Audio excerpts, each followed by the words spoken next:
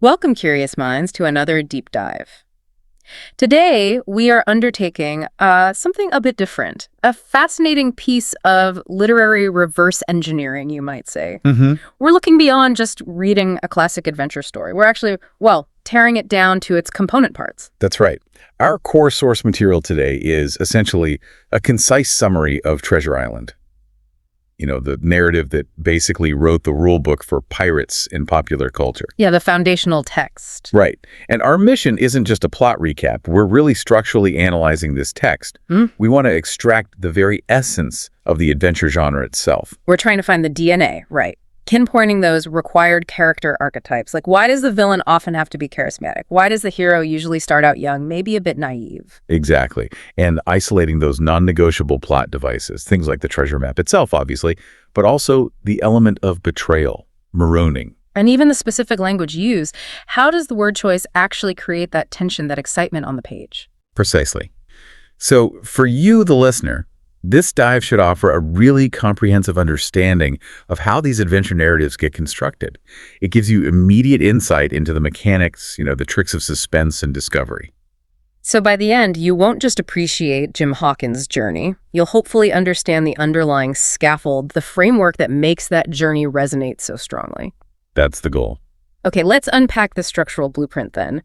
Where does the adventure truly begin? Because it's not with cannons blazing, is it? It starts somewhere much quieter. Surprisingly quiet, yeah. Yeah. In a place of, almost perfect boring peace. Right. The story kicks off at the Admiral Benbow Inn. And this setting is crucial, isn't it? Absolutely crucial. It's located in this quiet village, and the text specifically mentions it's by the sea. So near the coast, you feel the potential of the ocean, but it's depicted as safe, sort of insulated from all that chaos. And life for young Jim Hawkins and his parents was simple, peaceful. The narrative really makes a point of saying, nothing exciting ever happened there. Which is the perfect setup. It is. It's almost a structural requirement for any grand adventure, isn't it? You need that absolute predictable calm at the beginning. Why is that? Well, think about it. If Jim were already living some thrilling life, his later transformation wouldn't feel as significant, maybe not earned. This cozy inn, it functions almost like a psychological fortress, against the dangers of the outside world. So the narrative deliberately maximizes that contrast. Exactly. So that when the disruption finally hits, the shift into chaos feels, seismically jarring. For the reader and for Jim. And that chaos arrives in a very specific form. Billy Bones, the first pirate we meet. Right. He is the physical manifestation of the trouble that Jim and his family have, up till now, avoided. The source gives a pretty detailed description, too. Yeah. Tall, strong, and he just looks rough. That word is used specifically. And rough here means, tough, wild, weathered, is immediate visual storytelling. It's the scar. Ah, yes, the deep scar on his face.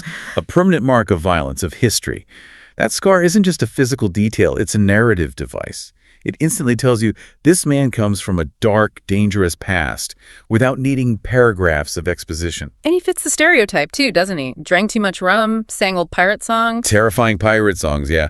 The kind that immediately scared away the decent local guests at the inn. He disrupts the peace just by being there. But what's interesting structurally is that despite this intimidating exterior, Billy Bones himself is terrified.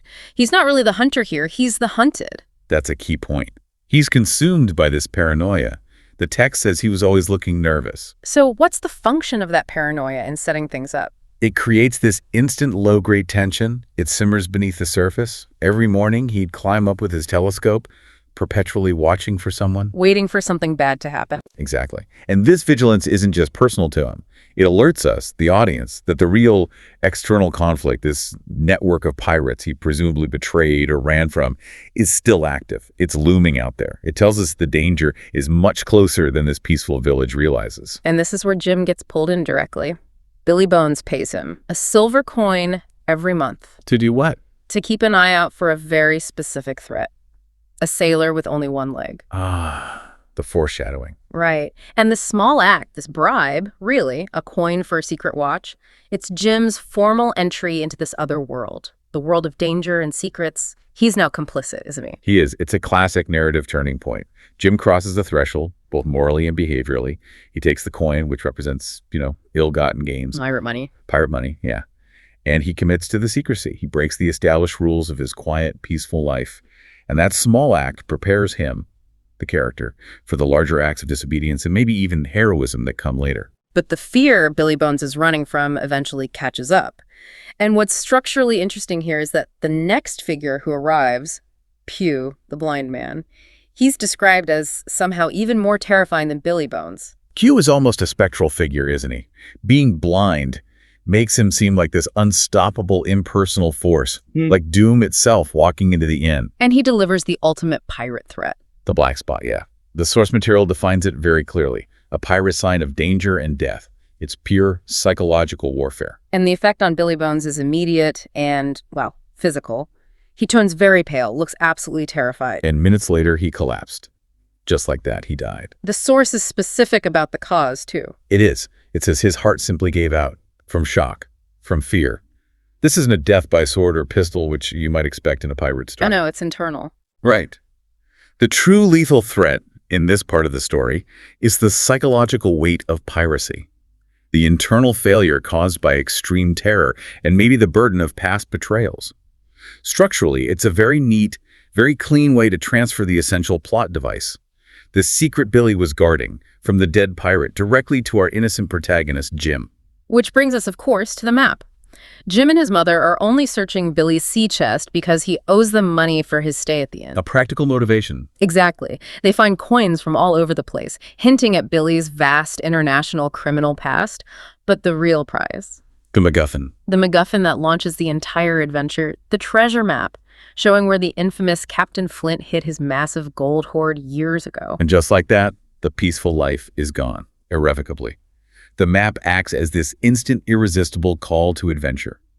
No character with any narrative purpose could possibly ignore it. So the moment that map is in their hands, the whole narrative shifts, doesn't it? It goes from hiding from pirates to actively seeking pirate treasure. A complete reversal. And Jim, still just a boy, does the sensible thing. He seeks out the adults, the sort of benevolent archetypes he needs. Dr. Livesey.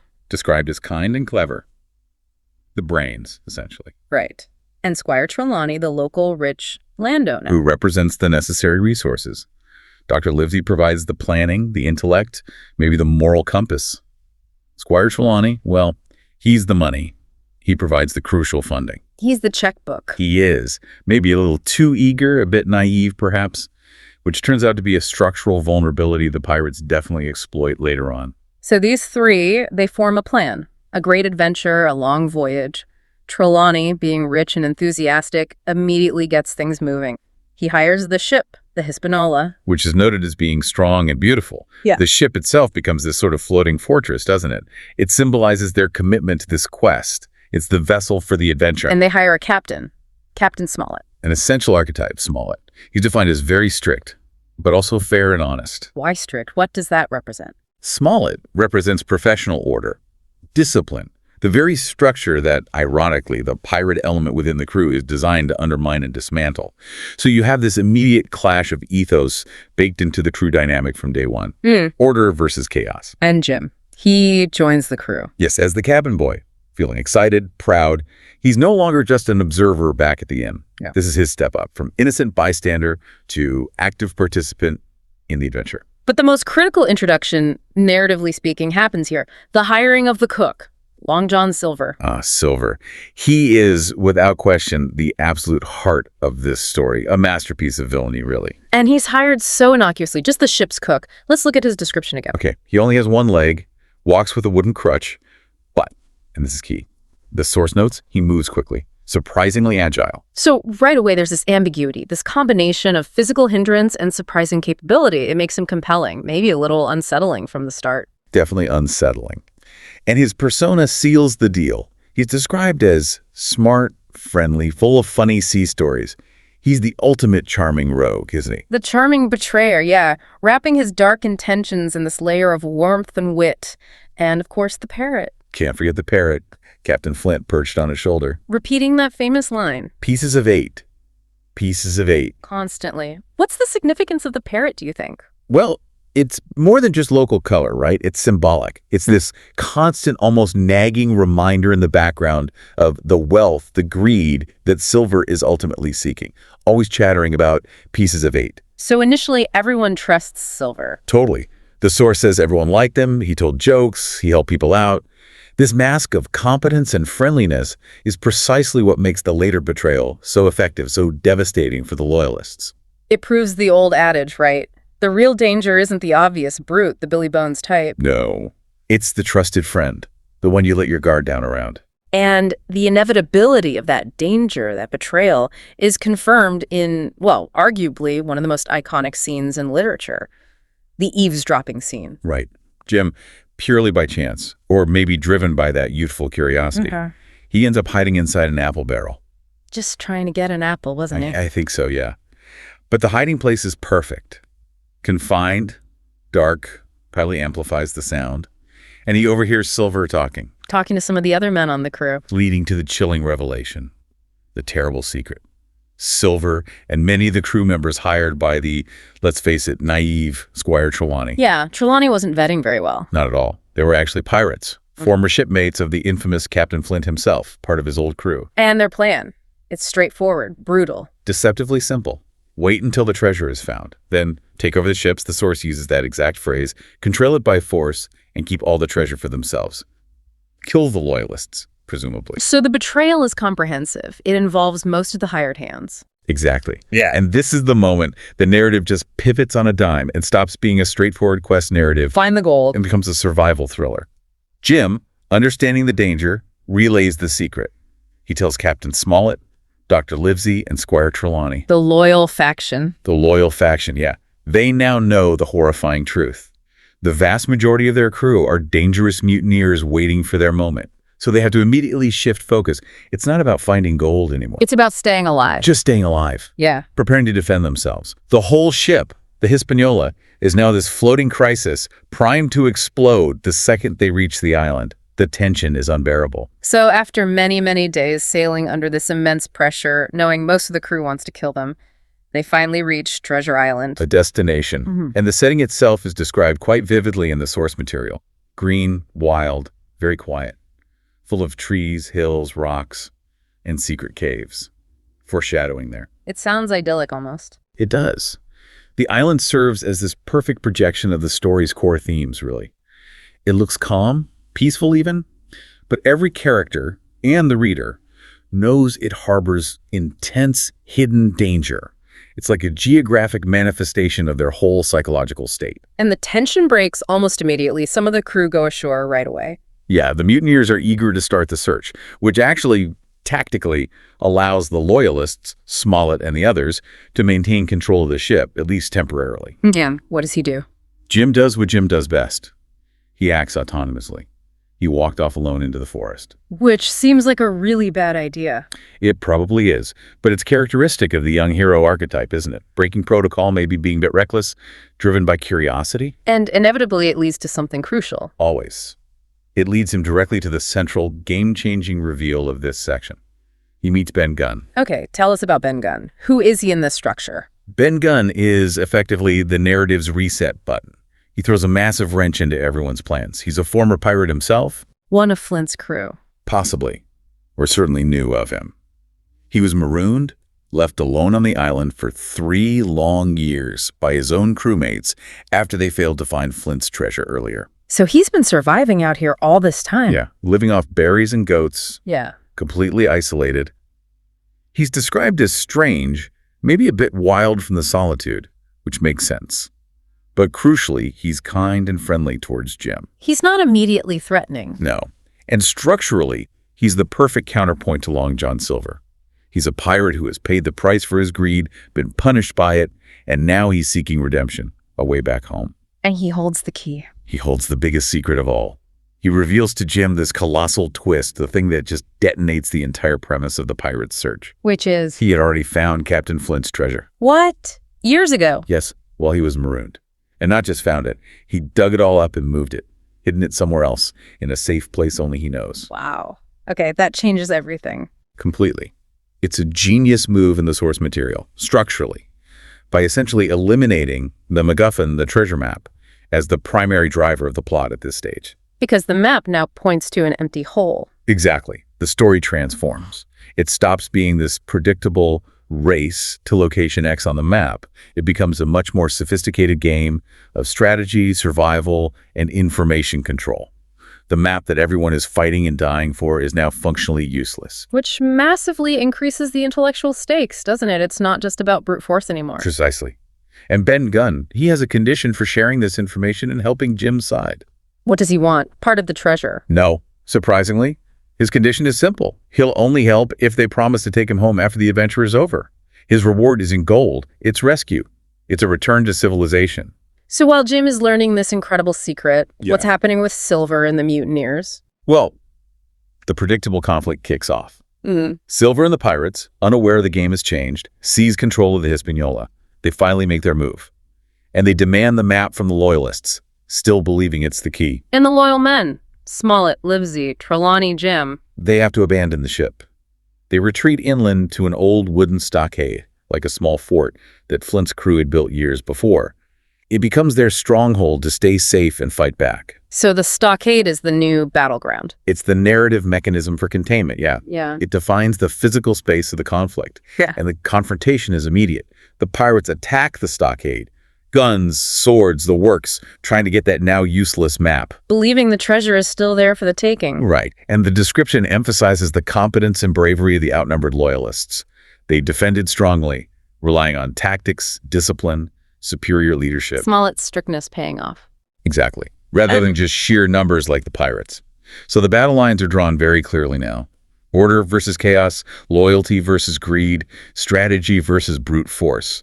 All centered, ironically, on a map that leads absolutely nowhere. Okay, so Jim has seen death. He knows about the betrayal. He's got this huge secret from Ben Gunn. The time for the young protagonist to really step up is here, isn't it? Absolutely. He needs to stop being just the cabin boy, the observer, and become an autonomous hero, make his own mark. And he does. He finds a small boat, a coracle, isn't it described as? Yes, a small, round, rather unstable boat Ben Gunn had made, and Jim quietly rows out to the Hispaniola, which the pirates are holding. What's he planning to do? This is Jim's defining moment, really. Pure young heroism. Initiative. Undertaken completely on his own, without any adult supervision telling him what to do. He goes back to the ship. He gets back on board. He confronts one of the remaining pirates guarding it, Israel Hands, who is wounded but still dangerous. There's a fight. A desperate fight, yeah. And Jim, against the odds, wins. He manages to kill Hands. Then, incredibly, he takes control of the Hispaniola. Just a boy. Just a boy. And he sails it away from where the pirates anchored it, beaching it in a hidden cove where they can't easily find or use it. That's a huge move, strategically. Monumental. Structurally, this act eliminates the pirates' primary means of escape. It also cuts off any chance of reinforcement or easily accessing supplies from the ship. Jim effectively maroons the mutineers on the island, just like Ben Gunn was. His actions are strategic, brave, and absolutely crucial for the survival of the loyal party. He then makes his way back to the stockade, or tries to. Meanwhile, the pirates, led by Silver, are still obsessed with the map. Completely oblivious to Ben Gunn's secret and Jim's actions with the ship. The narrative tension builds intensely around their journey to find the treasure using Flint's map.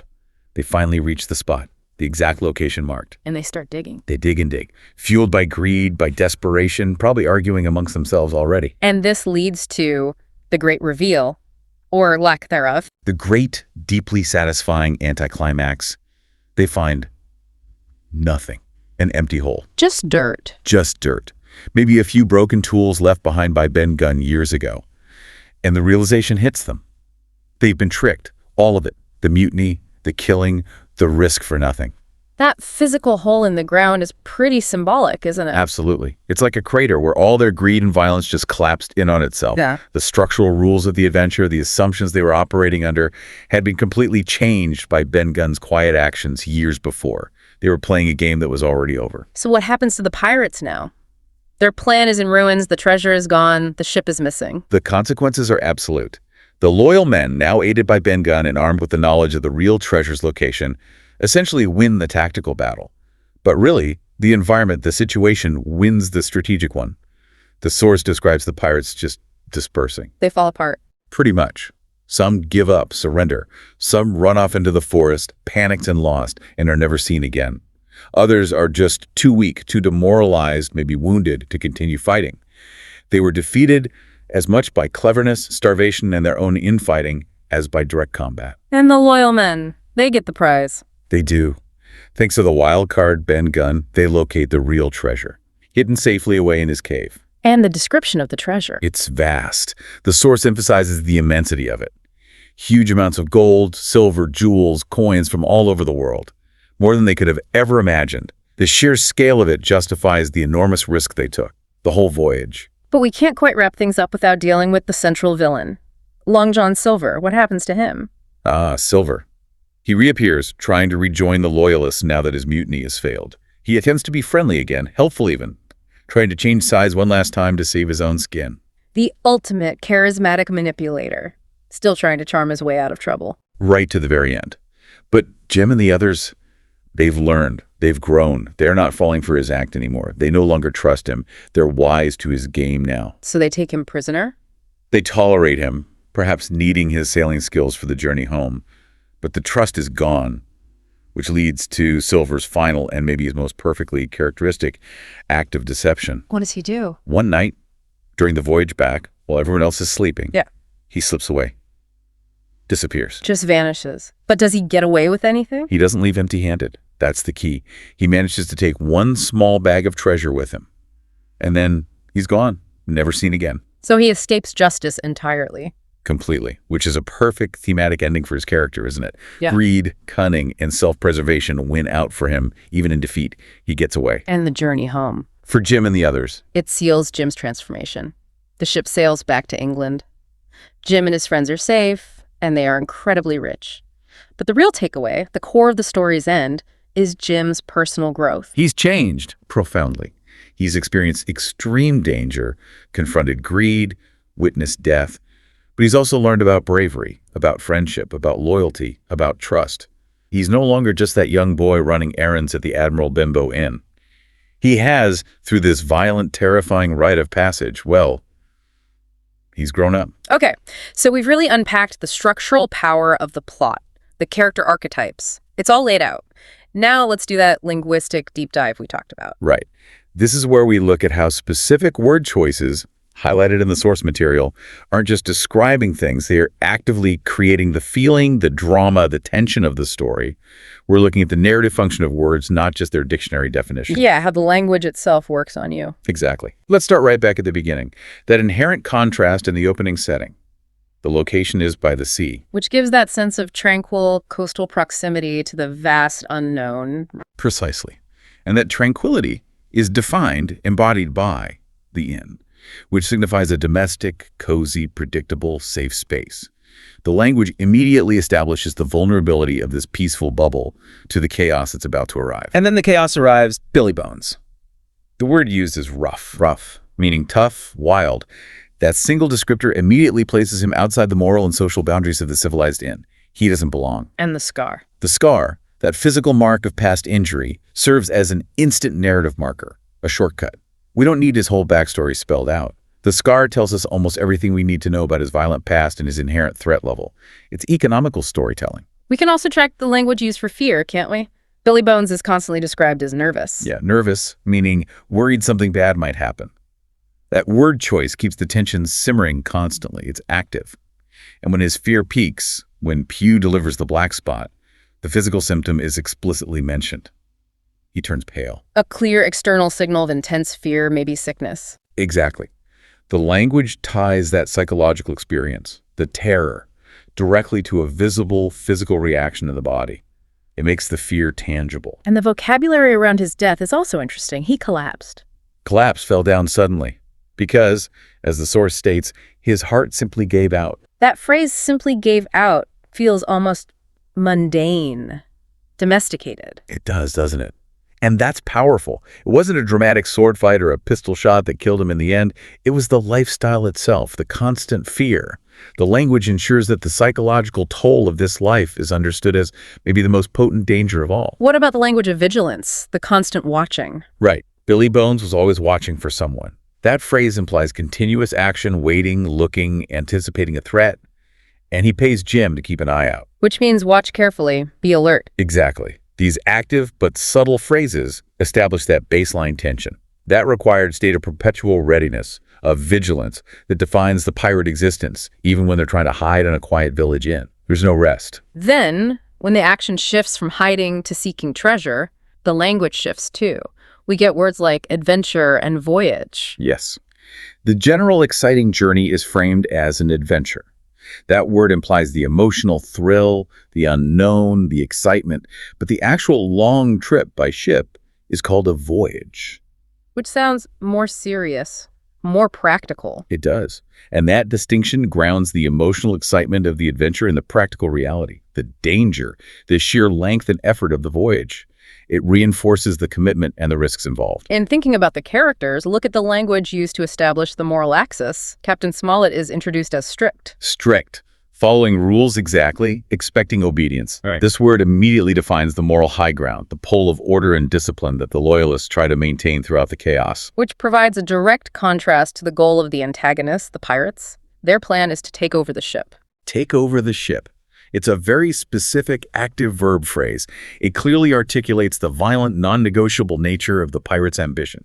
Gain control by force. The entire story's energy comes from that collision, doesn't it? Between Smollett's strict adherence to order and Silver's desire to take over through cunning and eventually force. So the language isn't just descriptive, it's functional. It builds the world, defines the characters, and drives the tension. Absolutely. The linguistic choices are incredibly economical but also precise.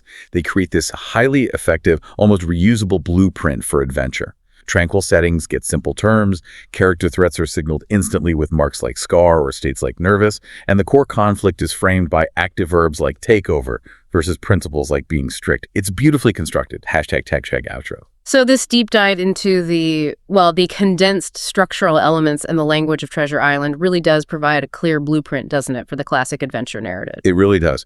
We've tracked that essential arc from Jim's initial innocence back at the Admiral Benbow Inn, Driven by the MacGuffin of the map. through the dangerous voyage that betrayals the island conflicts. And ultimately to his maturity, his transformation, when he returns home rich, yes, but fundamentally changed. And the effectiveness of the story really rests on those classic, almost archetypal tropes we identified, the initial tension created by the rough but frightened Billy Bones. The sophisticated, multi-layered betrayal orchestrated by the charismatic Long John Silver. And that complete narrative pivot delivered by Ben Gunn, the ultimate structural reset button, you called him. Yeah, the guy who transforms the simple treasure hunt into a complex strategy game just by revealing he already found the gold. But let's circle back for a final thought to that central theme of greed, maybe ambition, represented most powerfully by Long John Silver. Okay. Jim and the Loyalists, they win, right? They secure the massive fortune, they defeat the pirate majority, they sail back to safety and riches.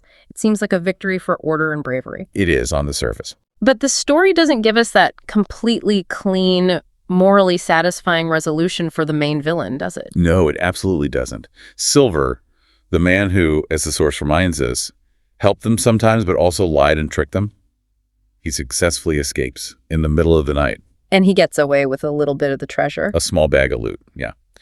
He avoids final justice entirely, and he retains a measure, however small, of his ill-gotten gains. So what does that ending suggest? The continued existence, unpunished, of this charming, adaptable, deceptive villain. What does it say about the nature of that ambition, that greed? It suggests it's inescapable, maybe. That even when order and bravery seem to prevail, that shadow of selfish ambition, that cunning self-interest is incredibly resilient. It's perhaps impossible to extinguish completely. It finds a way. I think that's right. It's a really powerful final thought, isn't it? It colors Jim's hard-won lessons in bravery and trust with this permanent shade of, well, moral ambiguity. The world isn't quite so black and white even after the adventure's over. Something for you, the listener, to mull over. Definitely. We hope this analysis, this deep dive into the mechanics, the archetypes, the linguistic structure, has given you some key insights into why these adventure stories, like Treasure Island, work so well and endure for centuries. Thank you for joining us on this deep dive. Until next time.